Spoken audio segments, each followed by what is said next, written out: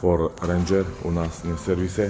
Pri tomto vozidle bol problém, únik prevodového oleja. Zákazník sa sťažoval aj na kopanie medzi prevodovými stupňami, keď si to vozidlo preraďovalo. Pri tomto vozidle sa pravidelne mení prevodový olej. Tento zákazník to dlhodobo chodí k nám, tak toto kolega všetko rozobral.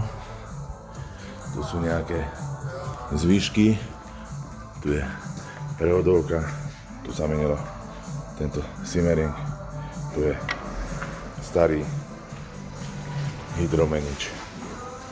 Čiže ak máš takýto nejaký problém na svojom vozidle, kľudne nás môžeš kontaktovať. Robíme aj takéto veci. Sledujte nás na sociálnych sieťach aj na Facebooku QS-Service Pneumar. Prevodovka je už nahodená na aute, ako vidíte. Ešte zákazníkovi meníme v automatickej prevodovke olej. Tu je filter, ako vidíte, mechatronika. Tu kolega vypustil zvyšky oleja, originál tesnenie, originál filter, olej Ravenol, ak by niekto niečo chcel komentovať. Menili sme už 3-krát na tomto vozidle, všetko je v poriadku, čo dávame. Tu je ešte prevodová vaňa, magnety, ide sa celá krásne vyčistiť. Ide to hore na auto. Sledujte nás na Facebooku QS-Service Pneumar.